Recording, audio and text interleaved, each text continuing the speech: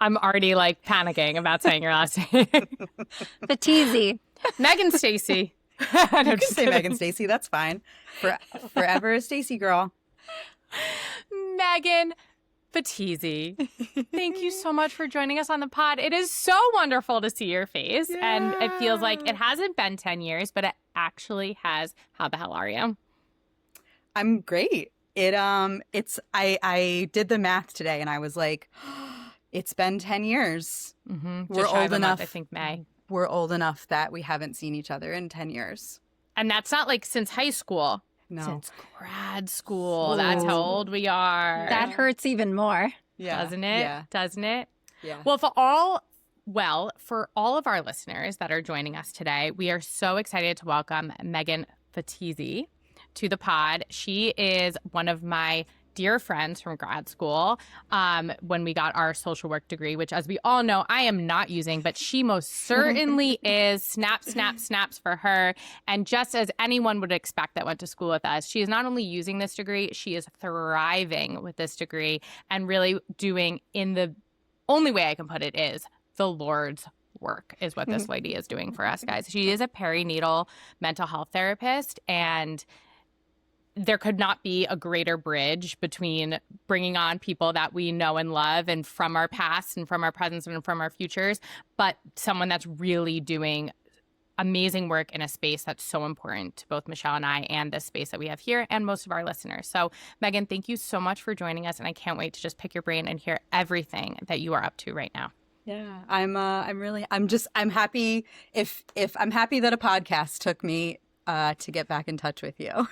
No, literally, when you reached out to me, I was like, I could not be happier that you reached out. It's been so long. Yeah. And before we get into all of the things, just a few quick, admin things that we love over here at the podcast. At the MTake, we love to start every episode with a two truths and a lie. So for our listeners, or if you've ever listened, Meaghan, you might know this, but Michelle's going to give a quick little intro to two truths, no lies and what that is. And we use that to kind of like kickstart our conversation, get nice and vulnerable. Mm-hmm. Yes, amazing. So not to be confused with the game, two truths and a lie. This is our phrase, two truths, no lies, which is our take on holding like two very competing thoughts or conflicting experiences. That's usually affixed to some type of story or anecdote. We love a vulnerability through line. Like motherhood is the most amazing thing that has happened to me. And it's also who am I? Like, who is this new person and new version of myself? So that's just one very quick example, but we would love to hear a personal story from you and what you brought to our Two Truths, No Lies table today, Meaghan. So I kind of have two. One is a little lighter, one's like a little more intense. And I wrote them down because mom brain. Please. Mom brain. So I was like just thinking through. I could talk for like literal hours. This could be like a 6-hour podcast and we probably wouldn't even get through everything. So just like thinking through like, all right, I only have an hour. What is on my heart? What do I want to share? And my brain went in like two different directions that are still related. But so the first one that I thought of is I want to take time for myself away from my family. And I feel deep, deep, deep guilt the second I step away and do something for myself. I noticed that one. There's not a particular like anecdote there. That's just something I observe with myself on a regular, anytime I leave to go do anything. I ended up with like 4 free hours on Friday while my daughter was at school. It was like I didn't have a lot of work to do. And I was like, all week, I was like, oh, I have 4 hours. 4 hours. What am I going to do? I'm going to go. And like, there's this like outdoor shopping center by my house that I love. And I was like, I'm just going to like stroll. And I won't have to worry about who has to go potty. And I won't have to worry about getting home for nap time. And I'm just going to like wander through these stores and not tell anyone to get their sticky hands off the stuff. Like, I was just like, oh, I'm going to wander and exist for 4 hours. This sounds so great. And like the second I stepped out the door to go do that, and my daughter wasn't even home. She wasn't even here. She was at school.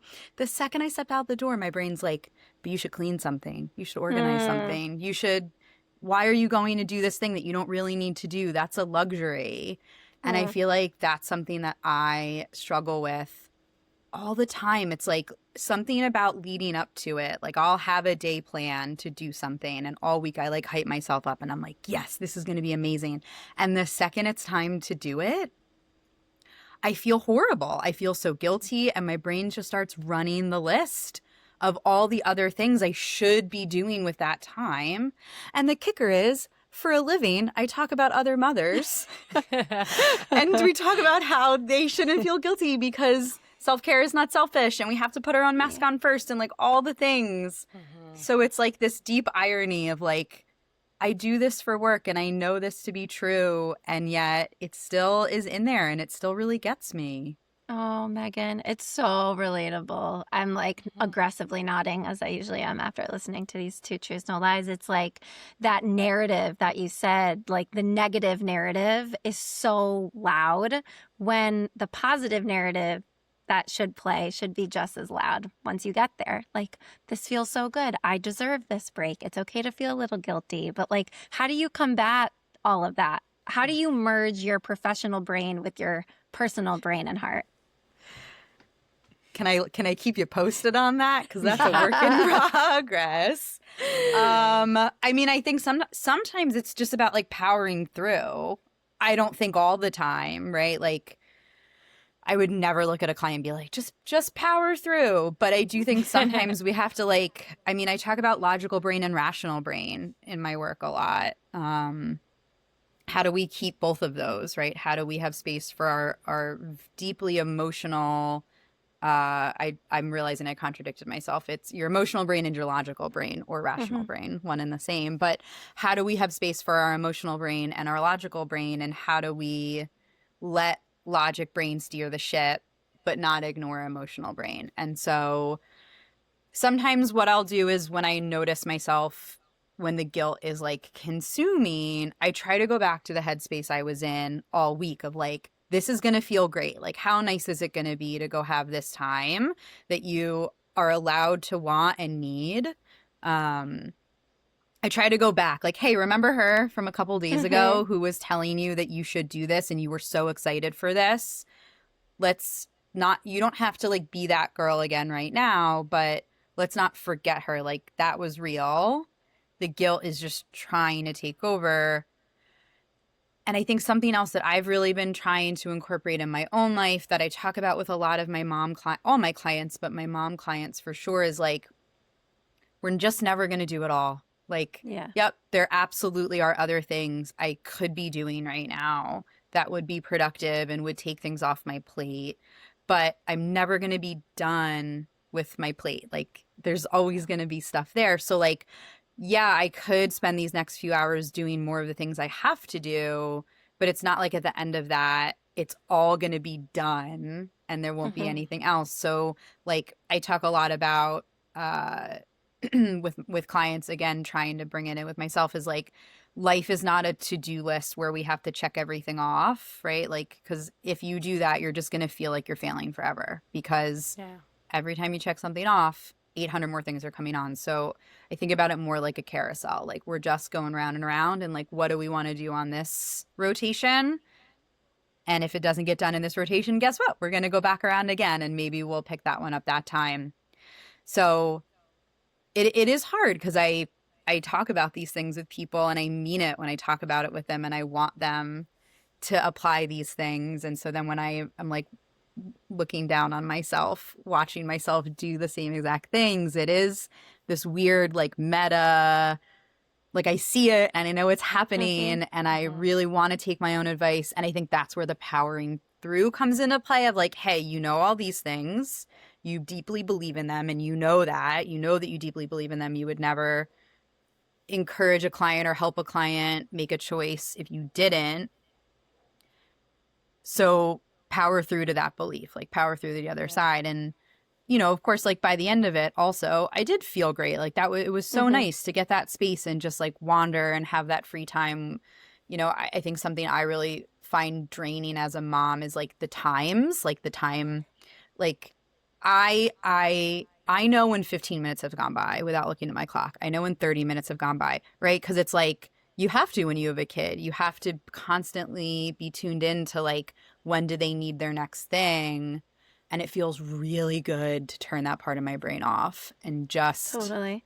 get lost. So It's you time. It's only you time in that moment, yeah. not somebody else's. And I'm sure that experience also makes you a better therapist because you can really show up with more empathy and compassion for your clients too. Yeah. Absolutely. It's when you were saying, you brought up the to-do list, but right before you said that, I was thinking about how for, you know, overachievers, type A people, similar to yourself, because I know you and I've seen you in school.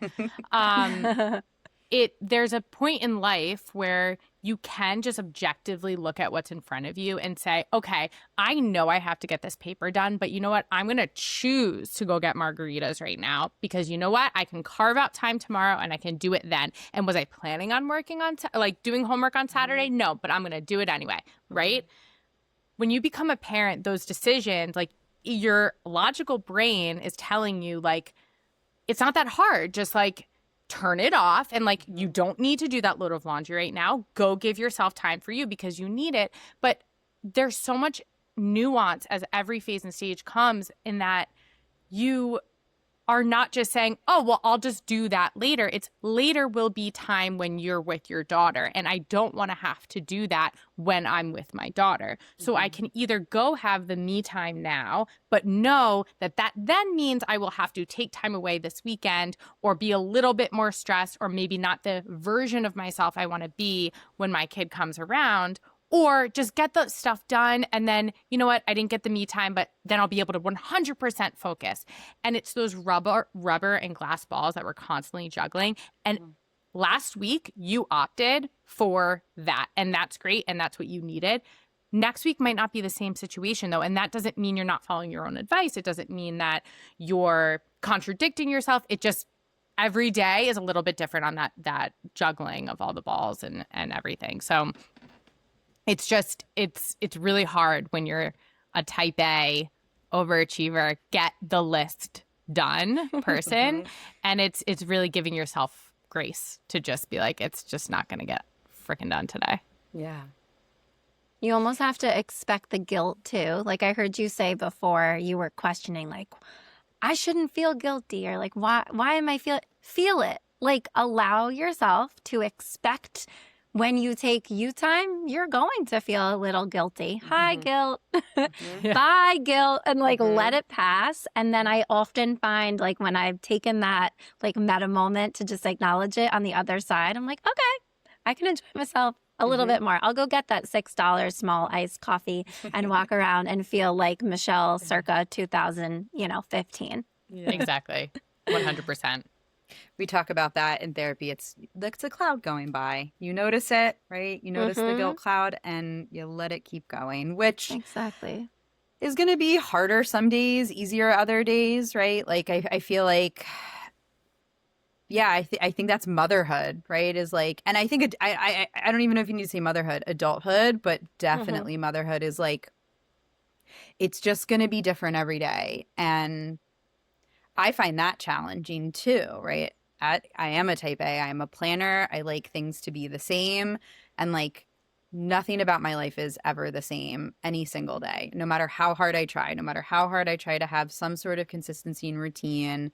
It's just not. And it's really hard when you don't know which day you're going to like, I don't even know what I'm looking to say here. Like some days you own it. Isn't there a joke? It's like motherhood. Like some days you rock it and other days it rocks you. It's like, yeah, like, and you never know. Yeah, the unpredictability can be, I think, its own layer of mental. It's just work. It's just all work all of the time.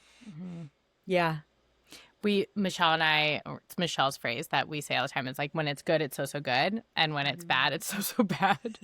And then also like the only constant is change, right? Like, and like taking both of those and applying to that. Like the only constant is change. And like, yeah, sometimes it's like it's flow state and you're like, oh, I got this. We're grooving, we're doing it. And then other times you're like completely What is rocked happening on your ass. And you're like, how is this the same house, the same children, the same parents? Because like it's a 180. Meaghan, you said you had another 2 truths and lies. Did you want to share that one, or do we want to get into the meat and potatoes? I'm not sure if we touched on it yet. This might be relevant to the meat and potatoes. Let's do it. Oh my goodness. Fertility treatment can be can create such a massive divide in your relationship, and it also can bring you closer than ever. Talk to us more about that. All right. So we're going to attempt to do this without tears. I make no promises. No, we want tears. If oh they my feel goodness. them. They're already Feel it here. all. But like, Feel who it wants all. to like listen to a crier on a podcast? That's not fun. I mean, have I you do. listened to our Yes. episodes? The people that listen weekly here do. So again, like I really went ahead and taken my personal life and my professional life and just blended it all together.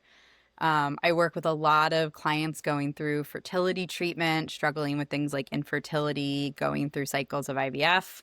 And my husband and I have spent the last year doing that ourselves, not because of infertility, but rather our daughter has a rare genetic condition that we learned my husband has as well. And it's called osteogenesis imperfecta, which I want to share and say because it's really rare and not a lot of people know about it. And I want to let people know that it exists because it's real. My husband has it. Our daughter has it. It's a condition where their bones are less dense than normal. And so they're at higher risk for breaking bones. And it's this like weird, confusing condition, specifically for my husband and my daughter. There's a few different types of it, and it really ranges in severity. And so things like type 1 and type 2 are really severe. Typically people who have that are either need wheelchairs or like assistive walking devices, things like that. It's visual. You can see that they're living with something. My husband and my daughter's type, we're very fortunate in that it's the pretty much as mild, quote, because it's still really intense, but as mild as it can get. And you would never know looking at them. So it's this like weird thing where people in our life know that they have it and they know what my husband has been through. He's broken like truly I don't know how many bones at this point in his life. But like he's a fit guy. He's at the gym every day. He rides a bike. He plays golf. Like he's healthy. He's strong. You would never know it looking at him. And the same for my daughter. You would never know looking at her. But it's dangerous because, I mean, first of all, like breaking a bone, I think a lot of people, when they think about breaking a bone, it's like, yeah, like I don't want to do that. But also you're in a cast for a few weeks and then you move on. And the thing about OI is it's not that simple. I mean, our daughter had her first break last summer and she had to be in a cast up to her thigh for, I think it was 12 weeks. 8 weeks. It was a blur. It was most of the summer. And then we did another 6 weeks in a walking boot. So, and then there was another few months of physical therapy for her to like relearn how to walk. So, even one of that, even if she only broke quote, one bone a year, like who wants that for their child? And so when we found all of this out, we made the decision that if we wanted to grow our family again, that we would do that through IVF so that we could test embryos and transfer one that's not affected by it. It didn't feel like a responsible choice because there's a 50-50 chance if we were to choose to naturally conceive. There's a 50-50 chance that it would be passed on again. And because it's a spectrum, it could be worse. So the idea for us, no judgment, I know of OI families who have had multiple children and that's what they felt was the right choice for them. No judgment, right? But for us, we just felt like it was either we were going to do this through IVF or we just wouldn't. because it did not feel like the right choice for our family to like roll that dice. For everyone, like for my husband, for our daughter, like mostly for them. I'm kind of the background character in this because I have to watch them go through it, but I don't have to live it. So that's an interesting experience. But I never would want another, I could never bring another child into this world intentionally, right? Like they're happy, healthy people. They live happy, healthy lives. Our daughter has been in treatment that will hopefully reduce how often she breaks bones. But the idea of like, yes, we want another baby. Let's go ahead and like try and hope for the best just did not feel right for us. So we started IVF last June. We did an egg retrieval. And we ended up with one embryo that we could use. And then we transferred that embryo and it did not work, which that happened. We found that out the end of September. Something else that I think not a lot of people know is that there's not a lot of health insurance coverage for fertility treatment.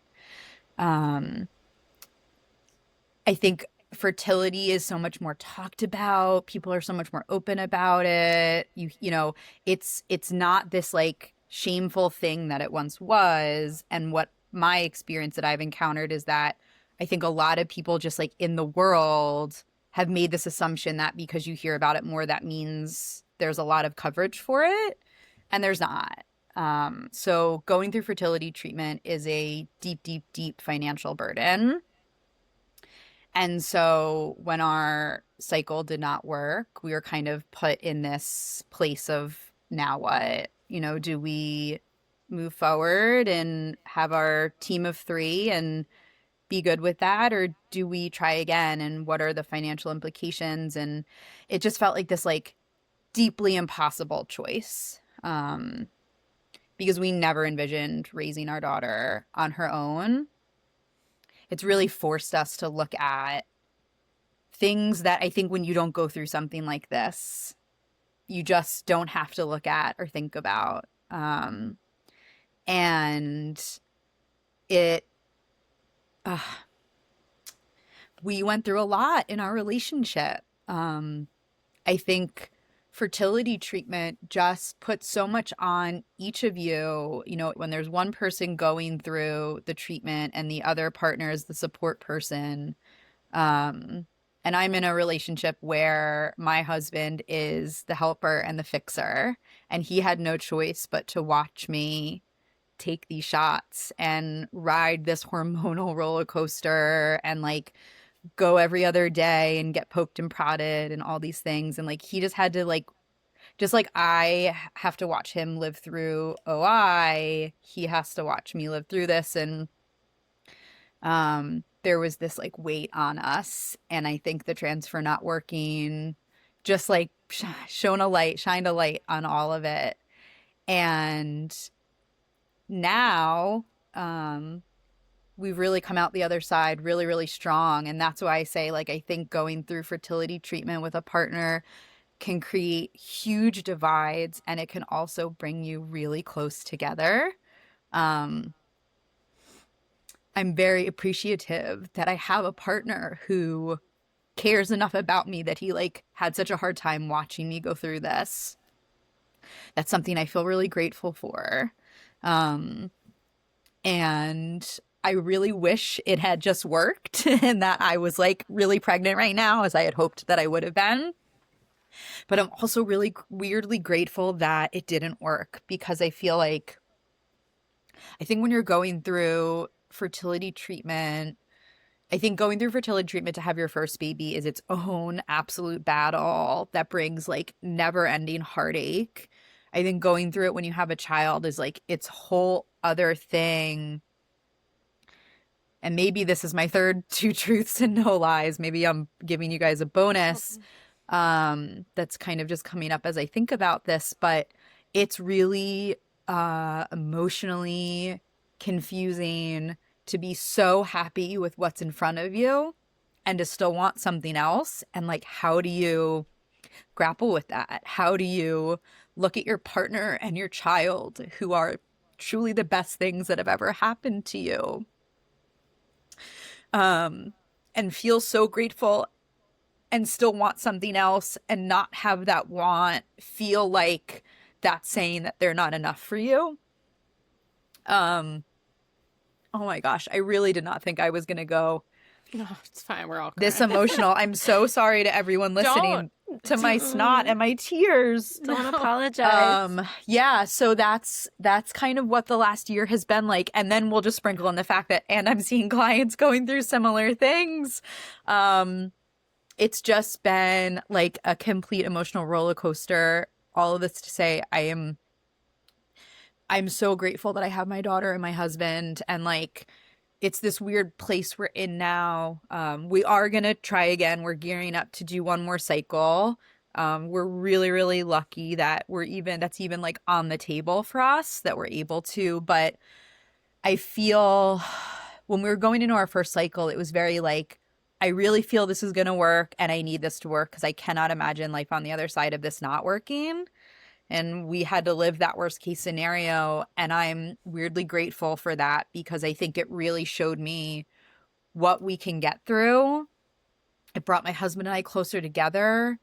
And no matter what happens through this cycle, like, it will either be a team of 3 or we'll get what we wanted. And it's just this weird, intense feeling of like, I love you both so much, and you are enough for me.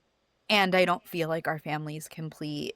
And I don't know how to explain that to someone who doesn't know what it feels like. All I can say is that it's a really equally dark and light place to be in all at the same time. Yeah. So there she is. Oh, Meaghan. Thank you so much for sharing that. I don't know what you're going through, but I'm just so sorry that you are. Thank you. And the layer of having to see clients every day, like specifically, it's not, you're doing general mental health, and which would be hard enough. And it's like, you see someone come across your desk, it's like, ooh, and you got to go to your supervisor and be like, I don't know if I can take this right now. It's literally your job. Mm-hmm. Across, all phases of postpartum and fertility and everything. So, I mean, how lucky are your clients to have you, someone who can uniquely relate, which is so funny, because when you're going through schooling to become a therapist, there's so much about not making it about you, right? Yep. But then it's like, I think it's this, like, you have, like, it's like drill that in. So there's like, it's always in the back of your head. But at the end of the day, we all, at least as a mother myself and someone who has gone to therapy as a mother, seeing someone who is also a mother is extremely important to me. Yeah. So how lucky are your clients to have you, and your family, and your husband and your daughter and everyone around you. And I just want to give you the biggest hug. Yeah, I echo that hug. I hope you feel it through the screen coming. Never apologize for those feelings. And we had someone come on a couple of months ago talk about their infertility story. And her two truths, no lies was essentially captured as like grateful and. And I couldn't help but think about that as I was listening to all of your 3-pronged two truths, no lies. But especially that last one. I think it's really hard when you wouldn't want anything else in front of you right now. Like, you're just so, so grateful, and you have to like hold space for however much percentage is underneath what's in front of you, and give yourself 100% permission to dream and visualize what you hope it to look like in the future. And you have to hold both of them, equally in your heart. And my husband and I often say too, it's like, your vows are for the amazing moments and the joyful, happy, vivacious, soulful moments of life, and for the awful, horrible, terrible, grieving moments too. And that's the fourth two truths, no lies. Will kind of capture all of it. But you often forget that when you are choosing the person you want to spend the rest of your life with. And it's so, so, so important. Yeah. I feel like vows are easy in the good times, right? Mhm. It's the hard times where that's where they mean something. And I mean, my husband and I were young when we got married. I think I was 26 and he like wasn't even 28 yet. And like I look back, I'm like, oh my God, we were so young. Like that's young. And we took our vows very seriously when we said them to each other. But I just think when you're in your 20s, like on like a theoretical level, there's going to be hard times, but you just can't possibly understand until you're in them. And we've honored that, I give my husband a lot of credit because he is truly one of the most loyal people I've ever met. And it's like, no matter how hard it's gotten, I know he's going to be there. And I think in this day and age, outside of my work with moms and perinatal population, I have a good amount of clients who are trying to find their partner, and like it's rough out there. It's rough. And I think it's really special to have a person that is going to be there, like literally good and bad, like all the in-betweens. And yeah, it's been a really hard, it's so weird. It's like it was one of the hardest years of our relationship so far. And we like each other the most that we ever have, which is crazy. I'm so grateful that you had him. And I still remember, I'm not surprised to hear this because and Michelle and I, whether we've talked about it on the pod or not, like you go to a lot of weddings, yeah, a lot of couples, and like, it's just, there's a lot that fall right in the middle. It's like, oof, that'll be great. Yeah. There's some that are like, that's a question mark. And then there's that really stand out to you as these two were special. And this is a wedding I'll remember. This is a moment I'll remember. This is a relationship I'm going to remember, like this. And like you two fall into that bucket. And so I am so grateful to hear that you guys feel that way and that you had each other in that moment. And I'm not surprised. Talk to us about your journey thus far as a mental health clinician in working in the space and with the clients that you're working with now, and kind of like, Michelle always asks it so eloquently, but your why, like your why of where you are right now and what you're doing and how you got there. Yeah.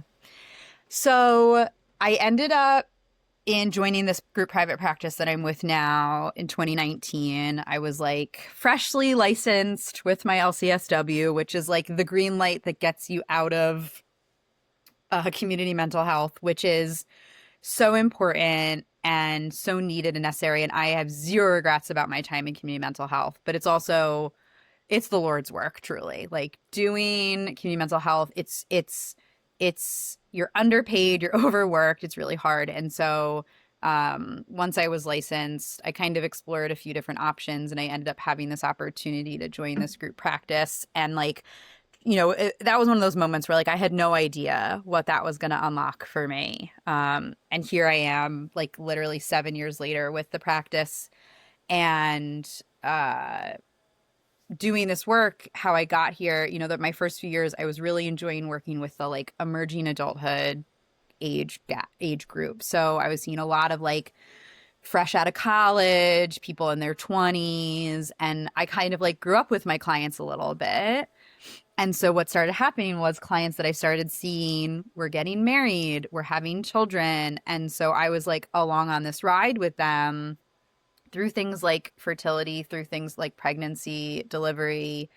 And, in those moments, I think the relationship we already had, along with like, I'm just like I've always been a mom. I mean, like I spent all of undergrad and graduate school substitute teaching, babysitting. I like literally lived with a family that are like family friends, but I also babysat for them. I lived with them in grad school. So like while I didn't understand the complexities of motherhood, you know, I think I was already kind of primed and prepped and ready to go for this work. And then I became a mom. And when I came back from my time, I was going to say my time off, but we know that being in postpartum is not time off, but my time away from my day job, I kind of found myself realizing that I could really take my personal life and my professional life and blend them together. I definitely struggled with postpartum depression, moderate to severely. I would not go so far as to say severe, but it was rough there for a bit. And I reached back out to my therapist that I had before I became a mom. And again, like we had a past relationship and she really helped me a lot. She was what I needed at the time. I don't think anyone when they're like in their diapers of their own and in putting their baby in diapers, like that's not the time that you're finding a therapist. That's like impossible. So having that relationship and being able to just email her and be like, I need you, girl, was great. And she helped me. But there certainly were moments where I was like, she was not a parent herself. And she owned it. She was like, I'm not trained in this. So if you want to see someone who's trained in it, like I'm happy to make a referral. But I just needed someone who knew me in that moment. And so that was really great. But there were moments where I was like, I mean, I was one of the big things I struggled with was my nursing journey, and I was exclusively pumping and I was trying to decide whether or not to stop. And she was like, wait, what do you do? What is this? How often? Like, right. Like, and I had to spend time explaining this to her. And it's just one of those things where she still got me through that time in a great way. And I think people without children can absolutely be perinatal therapists, 100%. But I do also, and here's another and, sometimes as a parent, you just want someone who understands the nuances. And so I found myself in this place of like, I could be that person, right? Like I could be that person for other people. And motherhood, you can't turn that off, right? Like you just can't. And I talk about this in my consultation with the other perinatal therapists in my practice. When you're a therapist, they drive it into you of like boundaries, no self-disclosure, all these things. And that's important because that space is for your client. It's not for you. However, you can't turn off being a parent. And I think perinatal therapy, mental health care is this unique space where like you want to welcome it in. There's a place to welcome that in. And while I'm definitely not talking about myself in therapy with these clients, like they know that I'm a parent. They know that I had a hard time postpartum. Like they do know a little bit more about me. And I think that's okay. I'm comfortable with that. And I think that's like the beauty of therapy is like there's a therapist for everyone, right? I have clients that are outside of this part of my specialty that literally know nothing about me and they don't want to know anything about me. And I'm great with that. I have people who want to know about me and I'm not going to talk about all of my personal life, but I am going to share in the ways that I think are going to help them. And so a little more than a year ago, I did my like official perinatal mental health training with Postpartum Support International, who is like just like the gold standard of perinatal resources. It was an interesting training to go through because I didn't learn a whole lot that was new, but it was also great because it really just kind of confirmed that I was on the right track, right? It was like everything they were teaching, I was like, I do that, I know that, I do that, awesome. Right. It was just like a good validation that I know what I'm talking about and I can help people in an evidence-based way because I deeply care about research and helping people in a way that we know matters and works. So I did my training. I got my certificate. It was a whole nother licensing exam. I was having peak flashbacks to the other two licensing exams. Like it was the same type of computer room that I had to sit in and I had to wait at the end to see if it said passed when I finished. Like it really brought me right back. But after that, I launched what we call the Reproductive Mental Health Center of Excellence, which is part of my group practice. And so my practice, Equilibria, we have multiple centers of excellence. And the idea is that we are providing clinically excellent mental health care to that population that we serve. So for us, it's anyone under the scope of reproductive mental health. So of course, like a big chunk of that is infertility, fertility treatment, family planning, pregnancy, postpartum, but also like PCOS, endometriosis, adenomyosis, menopause, perimenopause, like all the things. And it's a really great group. You know, the idea is that anyone who comes to us, they're seeing a therapist who's receiving like continued education every year. I'm coordinating bringing trainers in. I actually on Friday have someone coming in to do a training on exposure and response prevention therapy, ERP, which is something that you can use to treat postpartum OCD, which is way more common than you would ever realize. I think a lot of people live with postpartum OCD that probably don't even realize they're living with it. So yeah, I'm coordinating bringing in trainers for things because I want everyone to be. Can I ask you a question, Meaghan, about yeah. that? Yeah. Is that when I just thinking off the top of my head based on what you're saying? So the OCD, do you see a lot of overlap with postpartum anxiety and people thinking it's anxiety and intrusive thoughts, but it's actually OCD coming 100%. Through? Yeah. Okay. OCD is an anxiety disorder by right. nature, right? Yeah. It's just instead of just having the thought, we're also doing a thing about the thought, and that's the compulsion. And in that vein, like taking it a step further, because I think so many people listening, including ourselves, flashing back to postpartum, where you have this loud inner monologue, right? But you're not realizing, to your point, that you're living with it. So what advice or what can you offer moms who are struggling with this, but they're at the crossroads of like, wait, do I actually need support? Like, what would you say is important for them to think about or question? That's a very good question. I mean, the easiest answer that I mean with my whole heart is like, if the thought even crossed your mind, do I need help? Go get help, right? Because I think it's kind of like the beauty and the point of seeing a therapist who's trained is like, I don't think it's necessarily fair for you to put it on yourself to decide if you need help or not. Let someone else tell you, right? You know, I have clients who come to me thinking that they just want to be seen for a few months because they're not really sure.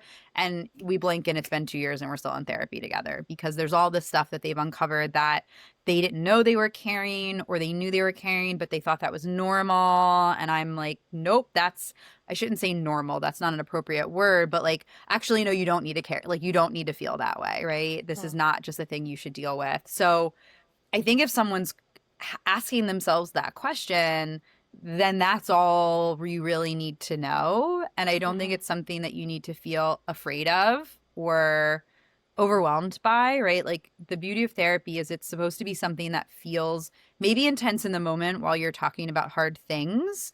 But I always say to my clients, like, my goal is that at the end of a session, you're leaving feeling just a little bit lighter than when you came in. And yeah, we're going to have to feel some hard things in the middle of it, but I really promise that you're going to feel better on the other side. In terms of what to look for, right? If people want kind of some touch points of like signs to be on the lookout for. Right. Especially if they're not questioning, like, should I get help? If they're not questioning that, what should they look out for? Yeah. So, I mean, I think sometimes a good thing is to be maybe asking the people around them, right? Because we only know what's in our head. So asking our partner, asking our friends, like, I think the more we take it out of our head, the better. Because when it's up there, I always say, like, when your thoughts stay inside, they're kind of like a virus and your brain is the host. And you got to get the thoughts away from the host, away from your brain by saying them out loud to someone or asking a question to someone. Because I don't know that you can really know what's going on. And so I think, like, just like sharing, right? Whether you're happy about things, whether you think things are going well, or you're concerned. Like, I think that's where the village comes into play, right? Having people to talk about what's going on in your life, good, bad, and different. Because I think a lot of the times when it's up in your head, you don't know. And so, you know, when it comes to things like anxiety or depression related to postpartum, like, you know, when those thoughts come through of like, my family would be better off without me, right? Maybe that is in a bit of a suicidal way, maybe it's not, but maybe that thought flies by of like, I don't know, I don't think I'm doing a good job. I think someone else would do a better job. I think we all have that thought every once in a while of like, would someone else do a better job? But there's a big difference between a really overwhelming, intense moment that passes by of like, I feel like I'm failing my family, or I feel like I'm just letting them down, or I'm doing a bad job, versus are we thinking that a lot? Are we thinking that every day? Are we thinking that once a week, right? That's something that we definitely, I think that's a common thought, but it's not a good one. It's not one that it's one that you don't need to be having. Yeah. You know, I think things around safety, right? That's another one. If you're always thinking about your child's safety or your baby's safety, that's a big one too. I think to your point in that, whatever that question might be, or whatever that thought that's coming in, and kind of whether it's an actual like clinical rumination or just something that continuing to roll around that you might not really realize is there until you start mentioning it to your partner and talking about it, or just anything that may feel atypical. I think the hard part is, especially as a first time mom, every pregnancy is different. Every postpartum is different. It doesn't matter if it happened this way the first time, the second time, so on and so forth. As a first-time parent, though, I have so many friends who were dismissed about the way that they felt about things because it was like, oh, that's postpartum. Or, oh, whether it's people of other generations or people with not the same reproductive parts. But just being like, it's hormones, or like, this is totally normal. They say this is how you feel. Like, you'll feel better soon enough. And thankfully for them, they had this little alarm in the back of their head that was like, no, but like, this doesn't feel normal. And at that point was when they reached out for help or talked to other people about it, and so on and so forth. So I think it's like, to your point, like listening to those like little flags and alarms in your mind of like, even if people around you are saying that this is normal, if you don't feel like it's normal, go talk to someone that's clinically trained, not the people that are telling you, no, you're fine. Yeah. So invalidating when you hear that. It's like, and to your point, Meaghan, before, where you're like, I do share certain things because ultimately people are coming to you feeling isolated and feeling like, am I the only one who experiences this? And they just need to feel less alone by 1% to 2%. So by disclosing 1% to 2%, you're allowing that person sitting on the other side of you or the other side of the screen to feel that authentically.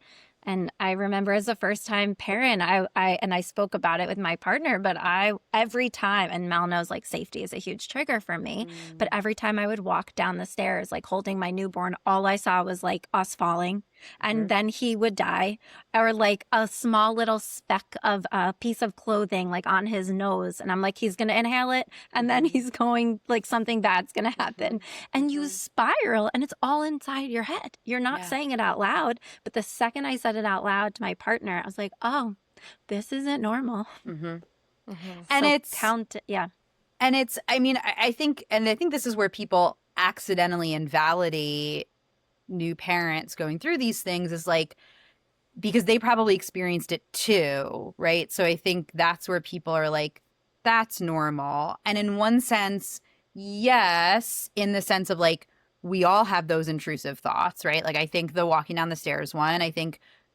to one extent or another, we all have that intrusive thought of like, what if? So in that sense, like, it's normal in that everyone encounters things like this, but it's how often are you having that thought?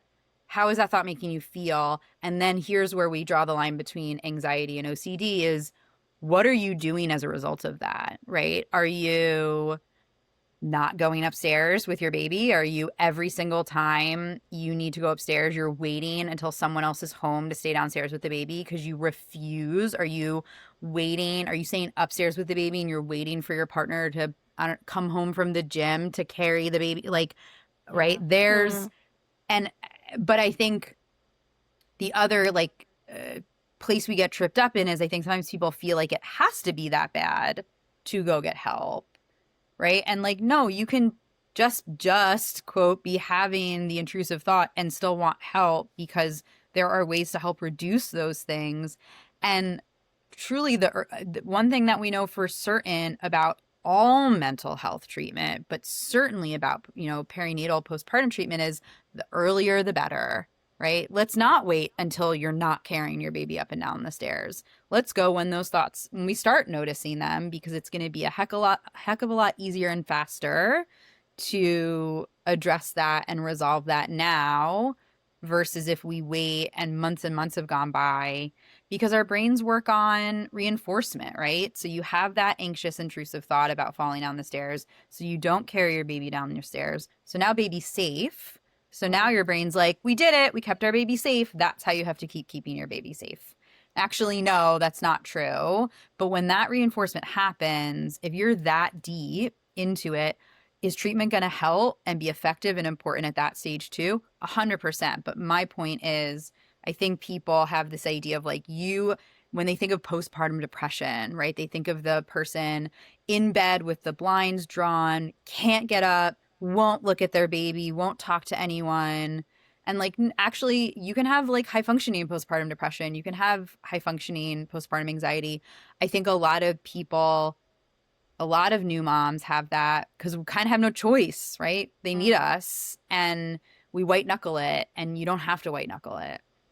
What's an example of, and I want to be mindful that I know that Michelle has a hard stop right now. I'm going to pop off, but you continue to chit chat. Great. Meaghan, it was so amazing to talk with you, and everything that you are hoping and wishing for, I wish and hope 10 times more for you. Thank you, Michelle. So I really appreciate keep that, it. And you're going to come back on. I appreciate you. We love you, Michelle. Love you. So what is a distinction when you say high functioning versus not? So if someone's listening right now, they could be like, oh, wow, I thought I was just powering through, not to use your own words against you, but I thought I was powering through and like, ooh, maybe this is actually not normal, quote unquote, and something that maybe I should talk to someone about.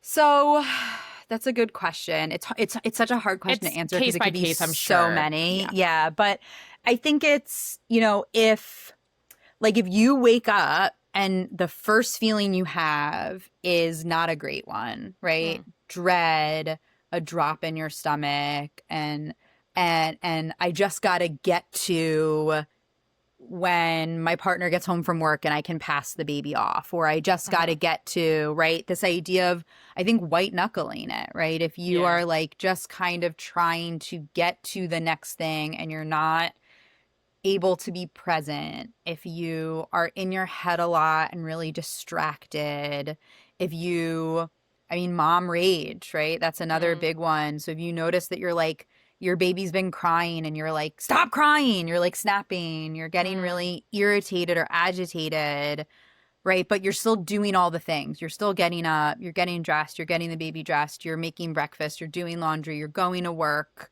you're going grocery shopping, right? If you're doing all the things, but in the process of those, you notice the distraction, the dread, the counting down the minutes, I think that's how you know you're white knuckling it, how you know something's not great. That makes sense because I think, you know, maybe it's just the former, you know, grad school girly in me, but like you hear, and I don't know how common this is with everyone, but you hear like, if it is impacting your daily functioning, right? But to your point, like, it doesn't actually have to. You could, maybe your daily functioning just looks different. You're still performing, you're still showing up, to your point, to all those things, but like, the way in which you're showing up in your relationships might look different. The way in which you're interacting with your child or children or husband might be markedly different. Also, like, it's just so hard because it's so easy to be like, well, yeah, things are tough right now. Well, yeah, I'm not sleeping. Well, yeah, you know, these are just like really stressful times of life and we're going to power through and this is what everyone's going through. I think back to what we were talking about before of when even the most well-intended people can just be trying to make you feel better, because to your point, not just like they think this is normal. It's like maybe they went through this themselves and came out the other side 2 years later and just chalked it up to what we call postpartum. And there's not a ton of research on women's health and how we're supposed to feel or how we can feel when going through these. And for generations, it's been considered just what you do.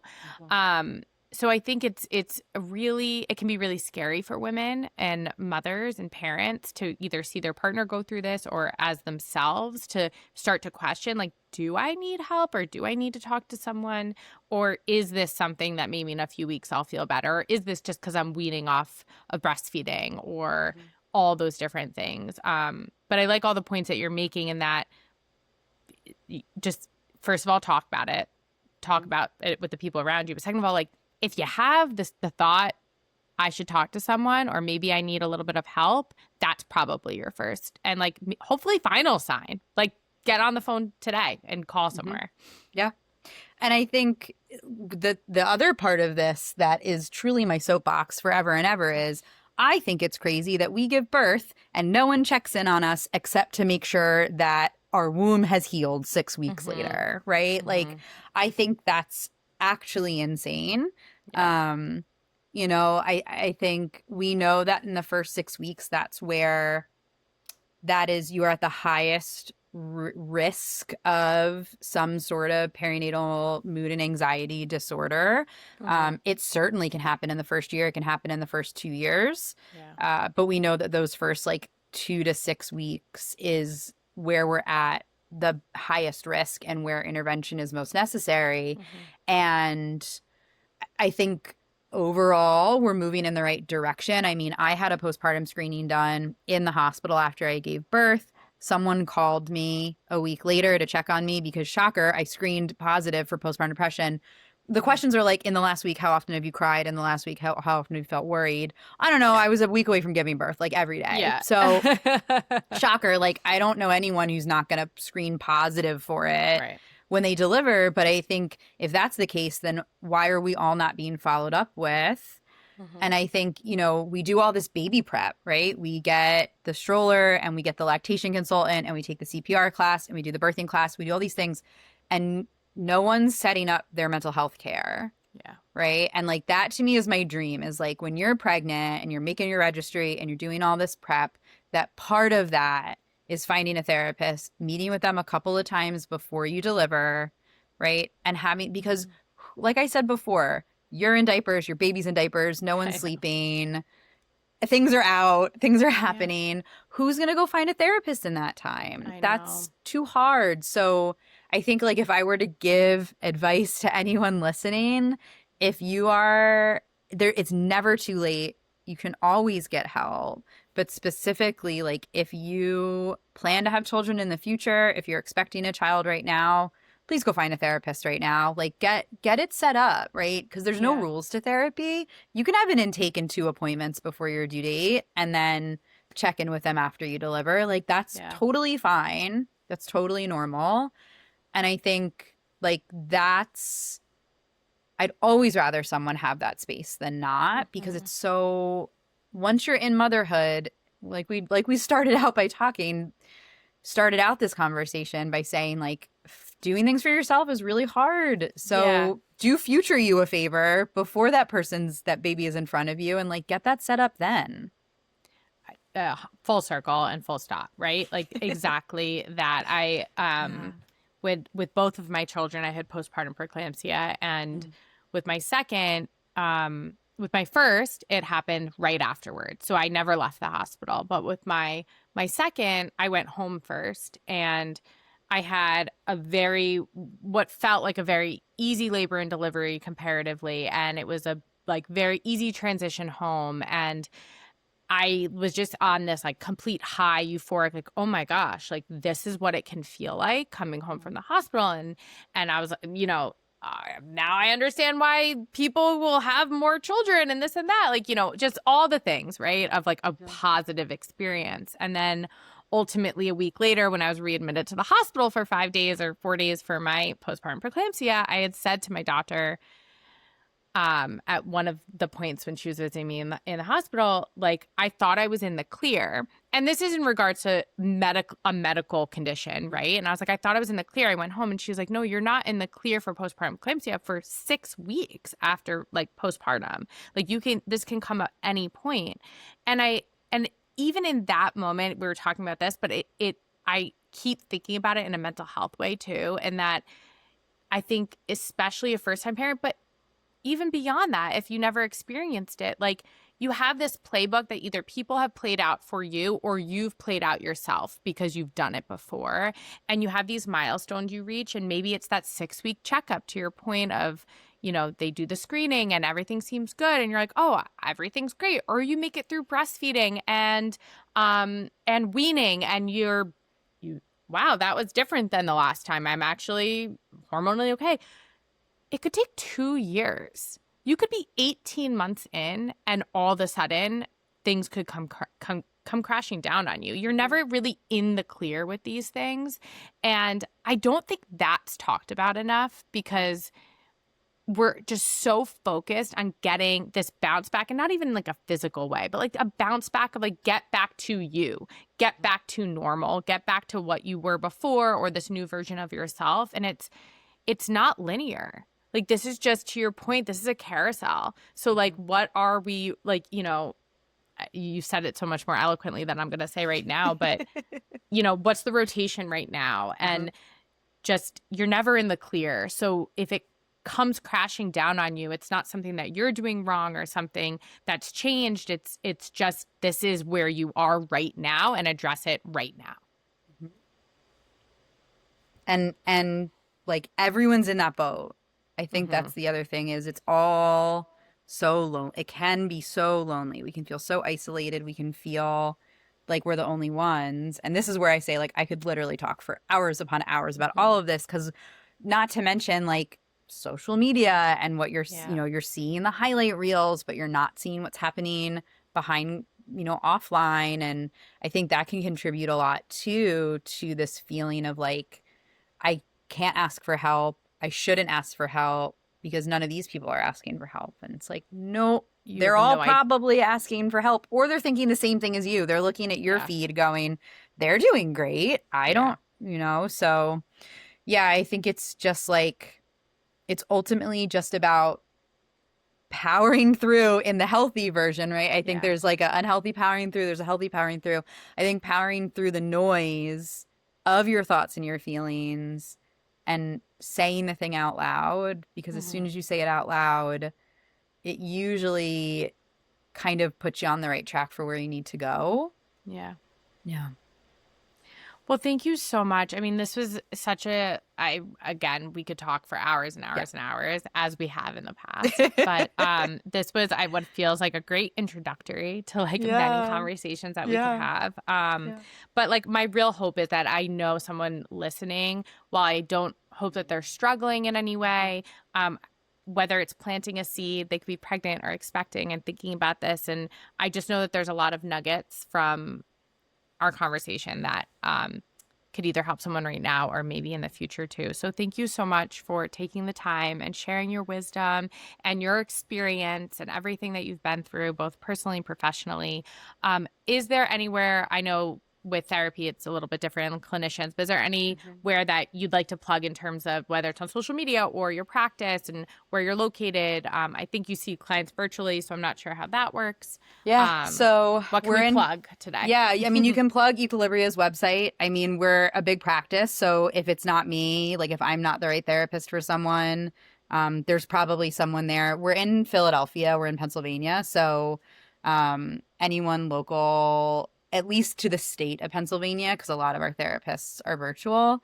I'm working on getting licensed in New Jersey, so hopefully as soon as the board decides to review all my stuff, I'll also be licensed in Jersey. But I mean, Equilibria's social media is great because we're, aside from like seeing therapists there, we're always doing content around kind of these questions, right? Of like, what to look for, what are my options, how do I talk to people about these things? So at minimum, Equilibria's social media is a great thing to follow. We do articles. If there's any therapists listening, we do trainings for CEUs. Like, there's just, it's a therapy practice, but we're kind of a resource for a little bit of everything. So, and Amazing.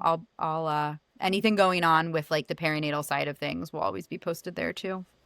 Amazing. And so I'll get all that information from you and we'll link that in the show notes. Cool. Thank you so much for joining us. You all know where to find us at the MTake Podcast on Instagram and on YouTube. And you can find, if you're listening, you can find this full episode on YouTube as well.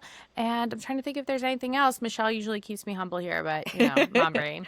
Well, I just want to say I love that you guys do this. I think this is thank you. great. I really love that you guys have kind of found this place, and I'm, if nothing else, thankful that it put me back in touch with you, because I truly feel that you are one of my soulmates, and I love you, Mel, and I'm so glad we got to do this. And next time in person with Margs. Yes, please. And ditto, everything you just said. And thank you so much. It's just truly a pleasure to connect for this reason and on the pod, and to showcase you to everyone, because you're amazing. So I love you so much. And I'm giving you the biggest virtual hug. Love you all so much listening. And Michelle, I hope you were able to pick up the kiddos. She's probably pulling into school right now. And that's all I got for you. All right. We did it.